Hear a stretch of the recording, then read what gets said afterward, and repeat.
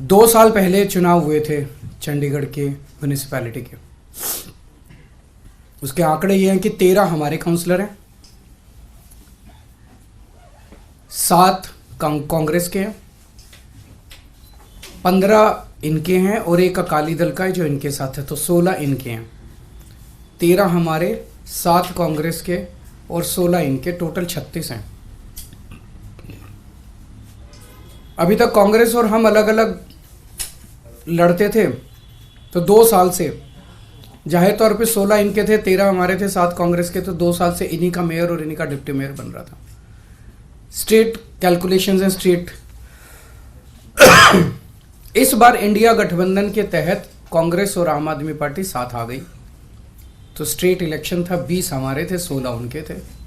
इसमें कोई बहुत बड़ी गणित नहीं थी, इसमें कोई बहुत बड़ा वो नहीं था। लेकिन शुरू से इनकी नीयत खराब थी, शुरू से इनकी नीयत खराब थी। जब से चुनाव ऐलान हुए, सबसे पहले तो इन लोगों ने प्रिसाइडिंग ऑफिसर, अपनी पार्टी के एक कार्यकर्ता को, अपनी पार्टी के एक ऑफिस बेरर को, पदाधिकारी को इन्होंने प्रिसाइडिंग ऑफिसर घोषित कर दिया। उसके बाद जब चुनाव की तारीख तय हुई, 18 जनवरी को चुनाव था, अचानक 18 जनवरी को इनका पदाधिकारी जो था, ये प्रिसाइडिंग ऑफिसर, ये बीमार, बोला मैं बीमार हो गया, अस्पताल में चला गया और चुनाव इंडेफिनेटली टाल दिए गए। हम कोर्ट गए और कोर्ट से हम लोग तारीख तय करवा के लाए। इस दौरान इन्होंने हमारे और कांग्रेस के काउंसलर्स को खरीदने की, डराने की, धमकाने की बहुत कोशिश की, जैसे कि पूरे देश भर में करते ही हैं, इनकी फितरत है, हर जगह करते हैं। लेकिन किस्मत से एक भी नहीं टूटा और आज चुनाव हुए, चुनाव होने थे, चुनाव हुए। कोर्ट के डायरेक्शंस के बावजूद इन लोगों ने जो बदमाशी की, हम सब देखते हैं कि चुनाव तो हुआ, लेकिन जब चुनाव के वोटों की गिनती होती है, चाहे राज्य स्तर का चुनाव हो, चाहे देश का चुनाव हो, गिनती के वक्त हर पार्टी का एजेंट वहां बैठा होता है, ट्रांसपेरेंट तरीके से गिनती होती है, सबके सामने वोटों को ऐड वो किया जाता है, वोट मशीन खोली जाती है, मशीन का नंबर बताया जाता है, दिखाया जाता है।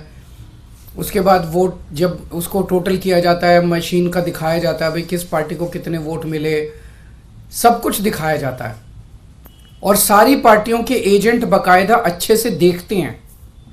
यहाँ भी प्रोसीजर ये था, कानून में ये था कि हर पार्टी का एजेंट वहाँ बैठेगा और पार्टी का एजेंट को, जैसे दिल्ली में भी एमसीडी के चुनाव हुए, एमसीडी के मेयर का चुनाव हुआ, वो भी बैलेट पेपर से होता है, तो वो सारे एजेंट बैठते हैं, एक एक वोट बाकायदा सभी एजेंट्स को दिखाए जाते हैं।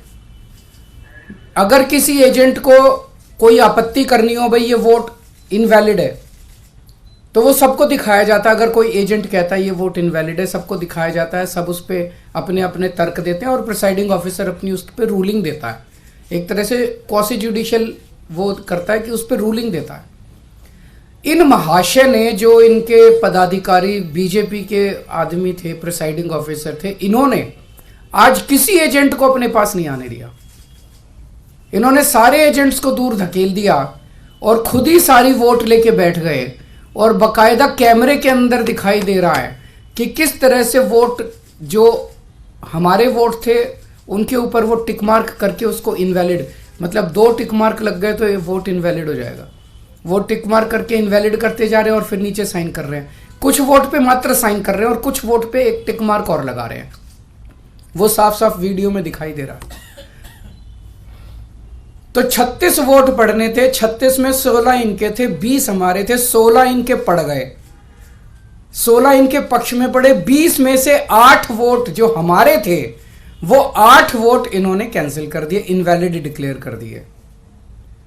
यानी कि 36 में से 8 वोट, मतलब 25% वोट इनवैलिड डिक्लेयर कर दिए। ये कौन सा चुनाव हुआ? पिछले साल जब चुनाव हुए थे तो हमारा 1 वोट इनवैलिड डिक्लेयर हुआ था। तो ऐसा तो नहीं कि हमारे वालों को वोट डालना नहीं आता, वोट तो डालना आता है, पिछली बार भी डाला था, इस बार भी डाला है।